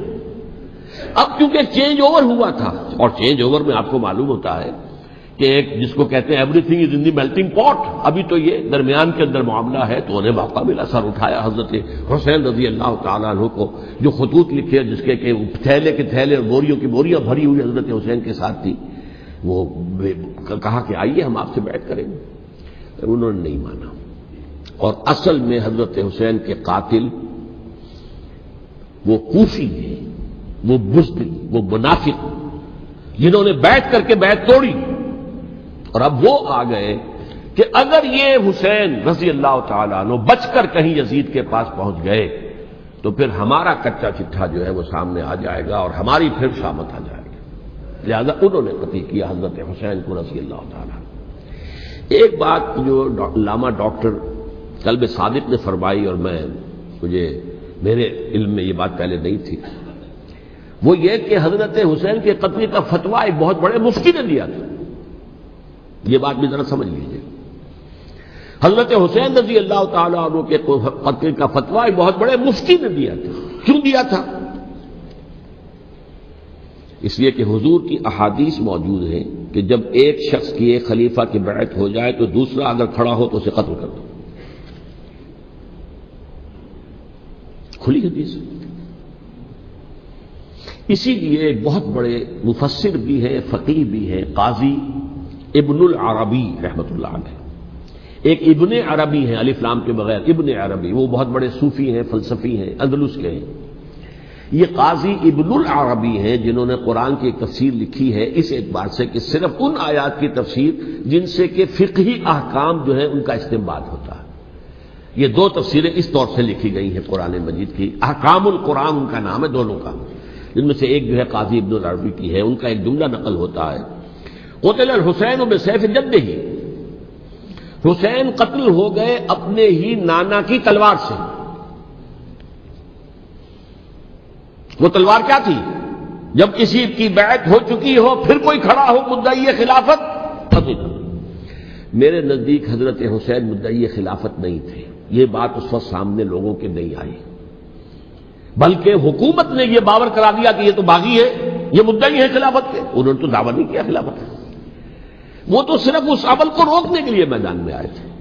اور اس بات کو اچھی طرح سمجھ لیجئے کہ اس وقت تک یہ جو تصور آج ہمارے پاس ہے کہ ریاست علیحدہ ہے، حکومت علیحدہ ہے.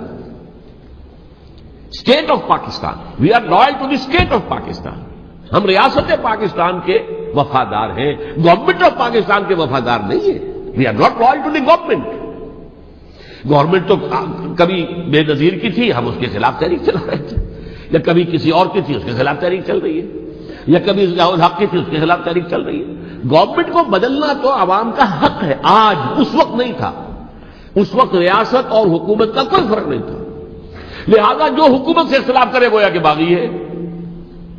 یہ ہے اصل میں وہ پیچیدہ مسئلہ کہ کیوں کسی مفتی نے فتویٰ دے دیا.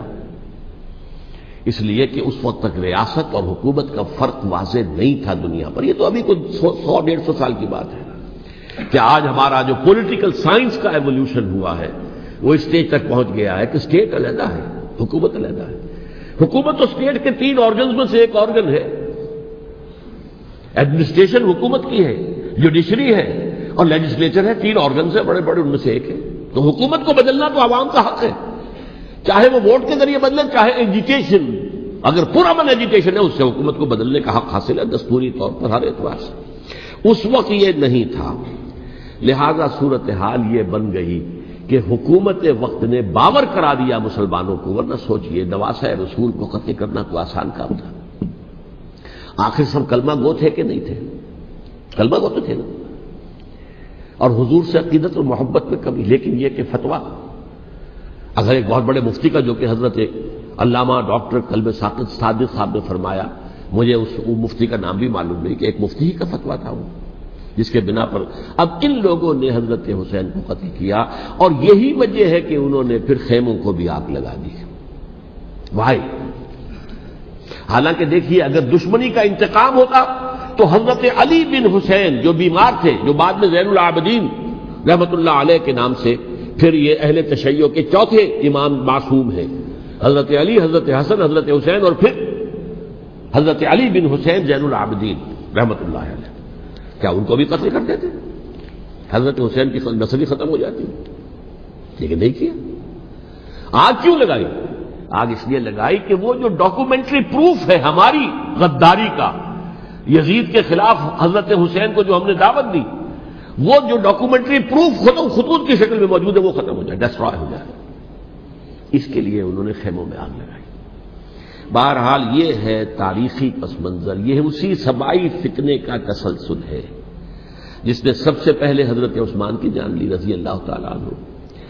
5 سال تک مسلمانوں میں خانہ جنگی رکھی، حضرت علی کو پھر شہید کیا، اور اس کے بعد جو ہے 20 سال حضرت امیر معاویہ کے تو سر نہیں اٹھا سکے. لیکن پھر جب ایک چینج اوور ہو رہا تھا تو اس وقت انہوں نے موقع غنیمت سمجھا کہ اب کھڑے ہو جاؤ اور اب دوبارہ ایک فتنہ جو ہے اس کو امت کے اندر پیدا کر دو. اچھا، اس معاملے میں ایک بات جو میں نے وہاں کہی کہ ہمارے ہاں شاعرانہ جو مبالغہ آمیزی ہے. یہ میری گفتگو کا حصہ انہوں نے حذف کر دیا ہے. اور میں نے ایک سنی شاعر بہت بڑے عالم جن کے حوالے سے آج بھی میری تقریر ہوگی خالق جناح ہال میں، مولانا محمد علی جوہر کے ایک شعر کے حوالے سے کہا کہ قتل حسین اصل میں مرگ یزید ہے، اسلام زندہ ہوتا ہے ہر کربلا کے بعد. میں نے کہا بالکل محمل شعر ہے، اسلام مرا ہی نہیں تھا، زندہ ہونے کا کیا سوال. اور اگر کسی درجے میں مزمحل یا زخمی ہوا تھا تو وہ تو رہا، کربلا کے بعد بھی رہا، یزید کی حکومت بھی رہی، بنو امیہ کی حکومت بھی چلی، کوئی تبدیلی تو نہیں آئی. یہ کیا کہہ رہے ہیں اسلام زندہ ہوتا ہے کربلا کے بعد؟ میں نے کہا اسلام مرا نہیں تھا. جیسے میں نے یہ کہا کہ ملوکیت جو ہے وہ اب شروع نہیں ہوئی، ملوکیت تو 20 برس پہلے شروع ہو چکی تھی حضرت امیر معاویہ کے. لیکن ظاہر بات ہے کہ حضرت حسن نے، حضرت حسین نے اس کو قبول کیا، اور حضرت حسین نے تو پھر 10 سال تک ولی عہدی جو تھی چاہے بیعت نہیں کی لیکن اس کے خلاف میدان میں آ کر چیلنج تو نہیں کیا. اس اعتبار سے یہ معاملہ جو ہے اسلام زندہ ہوتا ہے کربلا کے بعد، یہ بے تکی بات ہے. ہاں حضرت شاہ اسماعیل شہید رحمۃ اللہ علیہ کی اگر میں تشبیہ کو، تمثیل کو سامنے رکھوں تو اسلام کی عمارت 6 منزلہ ہے، 6ٹھی منزل ٹاپ کی وہ گر گئی، 5 منزلیں انٹیکٹ تھیں، اسلام مرا نہیں تھا. عدالت میں شریعت کے مطابق فیصلے ہو رہے تھے، قاضی تھے، مفتی تھے، شریعت نافذ تھی، اسلام کہاں مرا تھا. جبکہ خود کہہ رہے ہیں علامہ کلب صادق کے ایک مفتی کے فتوے سے حضرت حسین کو قتل کیا گیا. اب وہ مفتی کی رائے، اس کی مدنیتی ہو جو بھی ہو وہ جانے، اللہ جانے، لیکن عام مسلمان کیا کریں. اس پہلو سے اسلام مرا نہیں تھا. ہاں ایک منزل گر گئی تھی، وہ گری رہی، 1000 برس تک گری رہی، یہاں تک کہ آ کر مغربی امپیریلزم نے اس کے گرایا، ملوکیت کا معاملہ ختم کیا اور وہ جبرین ملوکیت دوسری آ گئی. ورنہ وہی بادشاہی چلی ہے، بلکہ دور بنو امیہ میں وہ بادشاہی پوری طرح اس نے بالوں پر نہیں نکالے تھے، اصل باروں پل تو اس نے نکالے ہیں دور بنو عباس میں آ کر. اور پھر سلاطین جو ہے ترک، جو ترک خلفاء ہے، ان کا بھی بادشاہت تھی اور کیا تھا، وہ خلافت تو نہیں تھی. تو یہ تو اسلام میں جو بھی نقص واقع ہو گیا تھا، کبھی واقع ہو گئی تھی، وہ جو کی تو برقرار رہی. اس کو بھی تسلیم کیا. میں اللہ کا شکر ادا کر کے کہتا ہوں کہ دونوں حضرات، دونوں شیعہ دانشور اور بڑی اعلیٰ سطح کے جو شیعہ عالم تھے، انہوں نے اس بات کو تسلیم کیا اور میری اس بات کو چیلنج نہیں کیا.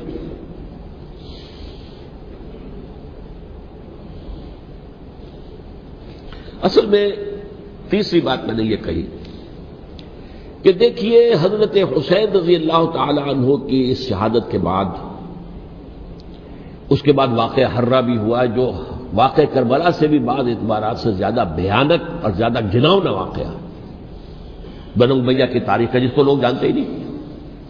مدینہ کے کچھ لوگوں نے بغاوت کی اور انہوں نے اس کے خلاف فوج بھیجی، اور فوج کو جب مدینہ فتح کر لیا 3 دن کے لیے حلال کر دیا، جو چاہو کرو، یہاں جسے چاہو مارو، جسے چاہو لوٹو، جس کا گھر چاہو برباد کرو، جس عورت کو چاہو ریپ کرو. اور یہ مدینہ النبی کے اندر ہوا. تو کاٹ کھانے والی ملوکیت کے اندر بہت سے واقعات ہوئے.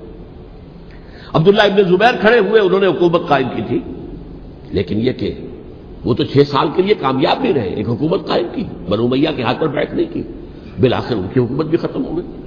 پھر حضرت زید کھڑے ہوئے، انہوں نے بغاوت کی، وہ بھی ناکام رہ گئے.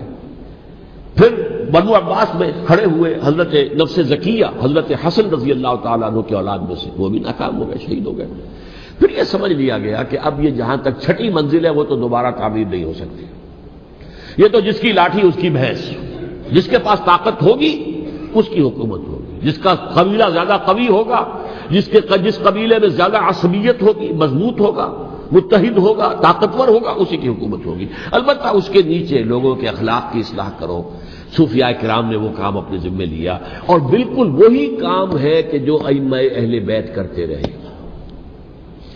حضرت حسن کی اولاد میں پھر حضرت علی بن حسین رضی اللہ تعالی، حضرت حسین کی اولاد میں پھر امام محمد باقر، امام محمد جعفر صادق، اور اس کے بعد بھی 5 اور. کسی نے بغاوت نہیں کی.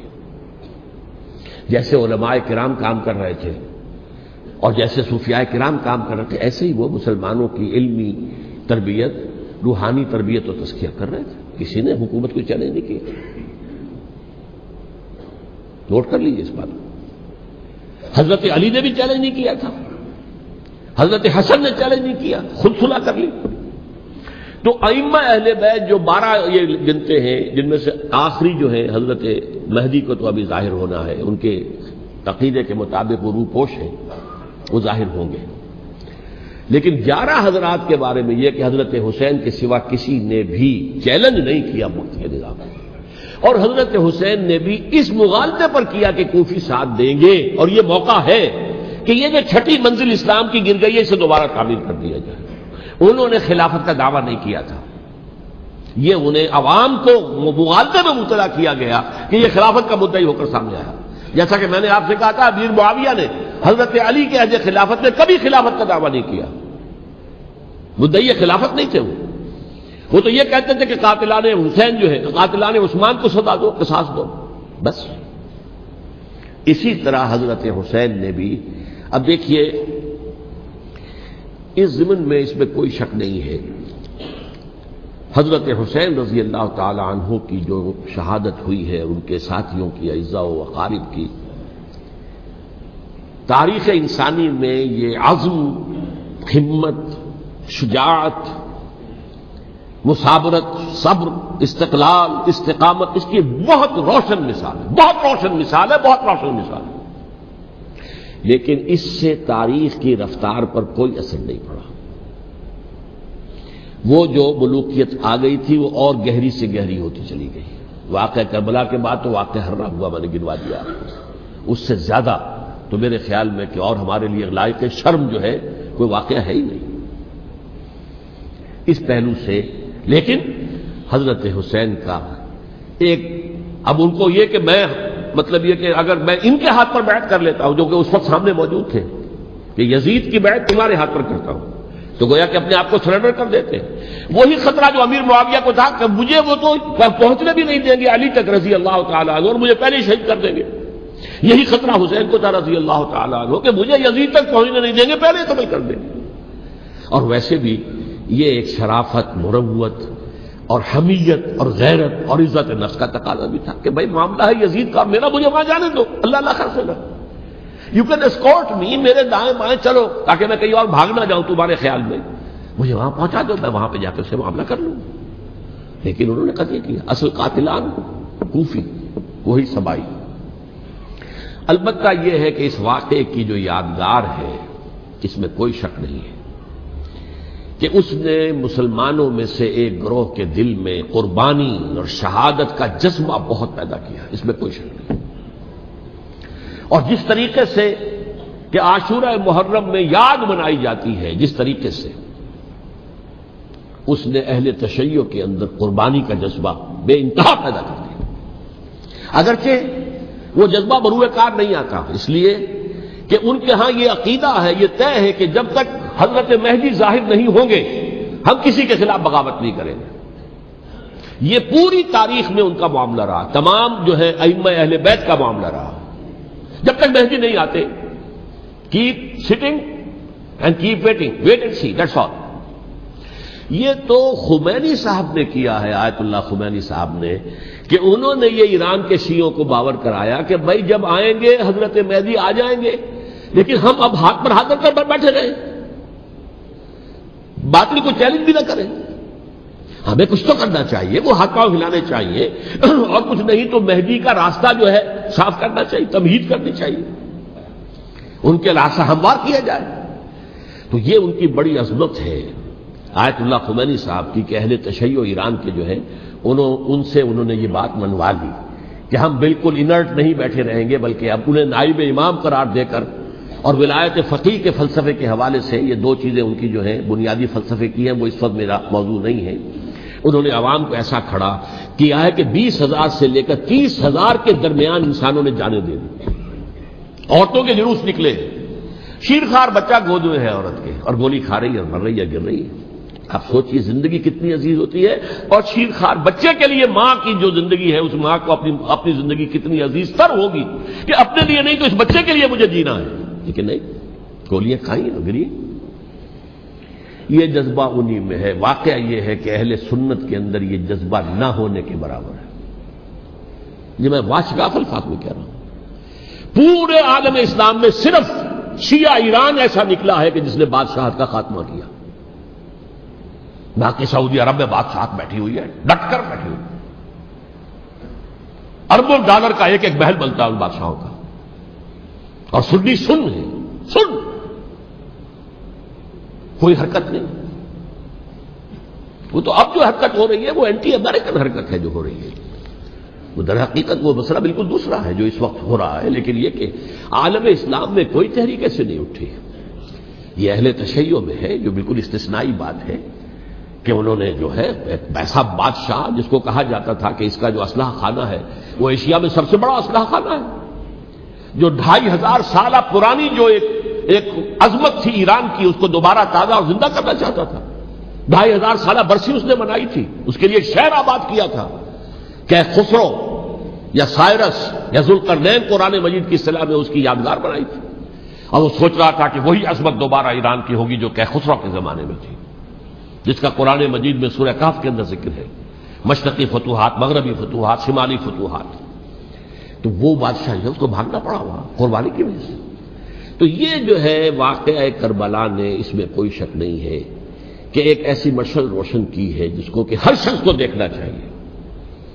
یہ بھی انسان، جیسے کہ اقبال نے ایک شعر کہا تھا غالب کے لیے، فکر انسان پر تیری ہستی سے یہ روشن ہوا ہے، پرے مرغ تخیل کی رسائی تاک ہو جا. تو فکر انسان پر حضرت حسین کی قربانی سے یہ واضح ہوا ہے کہ انسان کس حد تک جا سکتا ہے قربانی دینے کے لیے اپنے کسی مقصد کے لیے.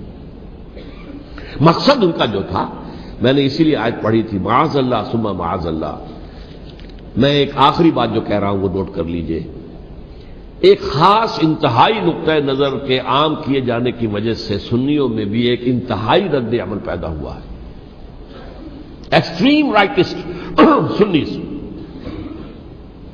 اگر ایک طرف سے حملہ کیا گیا ہے حضرت عثمان کی نیت پر، ان کو خیانت کا الزام لگایا گیا، ان پر اقربا پروری کا الزام لگایا گیا، حضرت ابو موسیٰ شریف پر خیانت اور غداری کا الزام لگایا گیا. یہ ساری چیزیں اگر صحابہ کرام کے اوپر ہوئی ہیں، امیر معاویہ پر، امیر اور عمرو بن العاص پر، تو جواب میں کچھ لوگ کھڑے ہو گئے. حضرت علی وہ اقتدار کے طالب تھے، معاذ اللہ ثم معاذ اللہ ثم معاذ اللہ.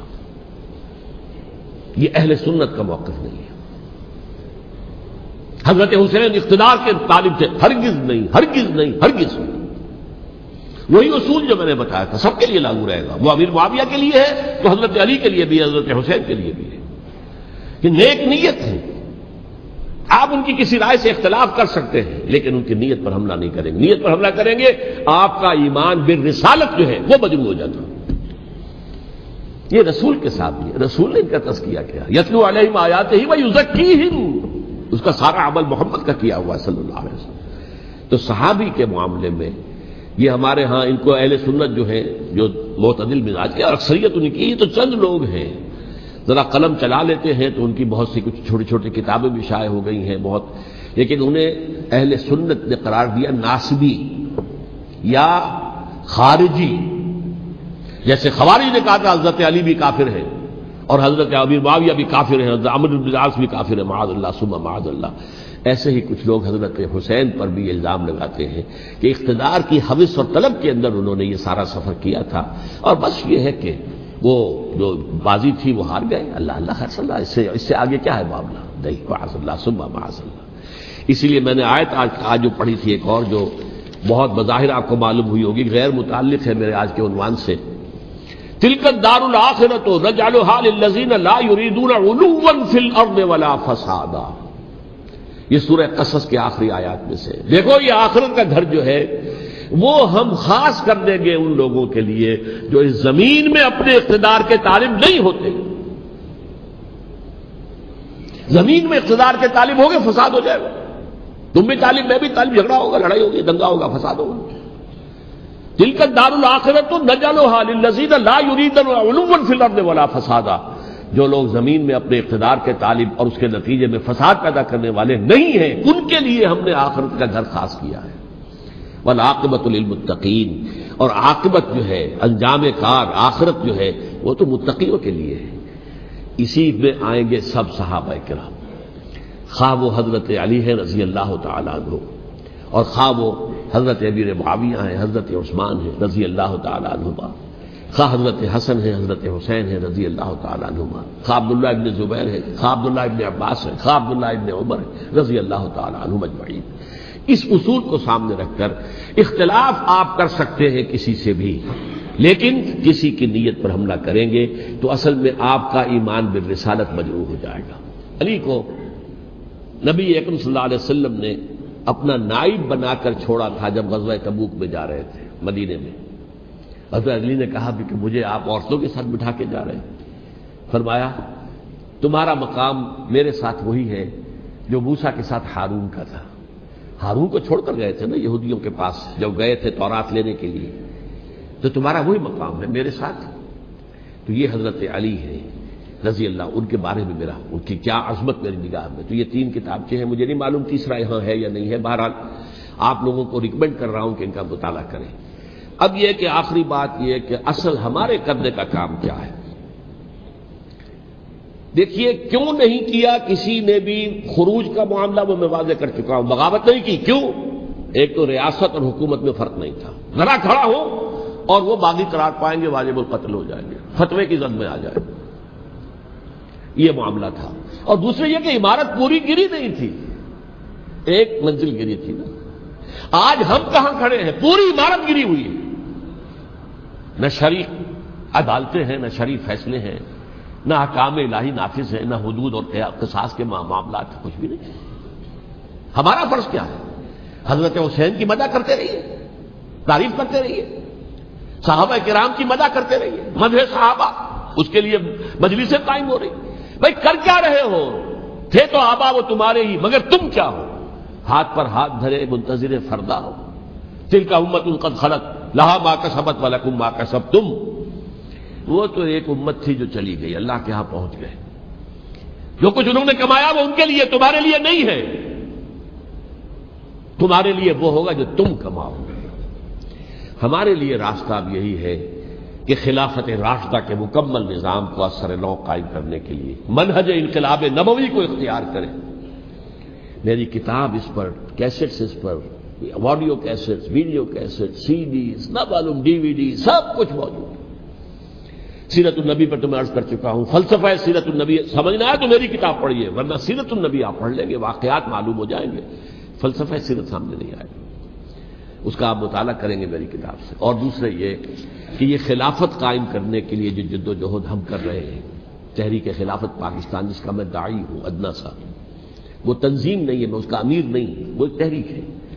جیسے تحریک پاکستان کہلاتی تھی جس کی تنظیم تھی مسلم لیگ، پارٹی کا نام مسلم لیگ تھا، لیکن تحریک پاکستان، اس طرح تحریک خلافت پاکستان وہ ہم نے چلائی ہے تنظیم اسلامی کے تحت۔ یہ خلافت جب پہلی چلی تھی آج سے 84 سال قبل، نومبر 1921 میں خالد دینا ہال میں وہ مقدمہ چلا تھا، جس کے نتیجے میں بڑے بڑے جو لیڈر تھے ہمارے، مولانا محمد علی جوہر اور مولانا حسین المدنی اور مولانا ابوالکلام آزاد، ان سب کو 2 سال کی قید کی سزا سنائی گئی تھی، بغاوت، مقدمہ بغاوت، یہ خالد دینا ہال۔ اسی میں سن 91 یا 92 میں میں نے 3 دن تقریریں کی تھیں، جن میں آج سے پھر میں 3 تقریریں کرنے والا ہوں، ایک آج شام کو، ایک کل شام کو رات 9 بجے، آج بھی کل بھی، ایک پرسوں اتوار کی صبح کو 10 بجے ہے کیا 11 بجے۔ تو ان میں آپ حضرات شرکت فرمائیں تاکہ اصل جو ہمارے کرنے کا کام ہے، تاریخ کو بھی سمجھنا چاہیے، تاریخ کے عوامل کیا ہیں، کیا پس پردہ عوامل کار فرما تھے، کیا کسی شے کی اصل حقیقت ہے، وہ سمجھنا چاہیے۔ لیکن یہ ہے کہ اس اعتبار سے میں نے جب یہ لفظ استعمال کیا تھا اس مذاکرے میں، لپ سروس، کہ یہ ہم صرف لپ سروس کرتے رہے، مدح کے بیان کرتے رہے، منقبت بیان کرتے رہے، حضور کی نعتیں کہتے رہے، تو اس سے تو بات نہیں بنے گی جب تک کہ وہ فرض منصبی شہادت علی الناس کا جو ہمارے ذمے ہے بحیثیت امت محمد صلی اللہ علیہ وسلم اس کو ادا نہ کرے۔ مجھے خوشی ہے کہ اس کی بھی تائید دونوں حضرات نے کی، ہاں یہ لپ سروس کا معاملہ ہے۔ اللہ تعالی حضرت حسین کے نقش قدم پر چلتے ہوئے، بلکہ اصل میں تو ہمارے لیے اسوہ رسول ہے محمد صلی اللہ علیہ وسلم کا، اس پر چلتے ہوئے ہم پاکستان میں اسلام کا نظام خلافت قائم کرنے کی جد و جہد کریں۔ اقول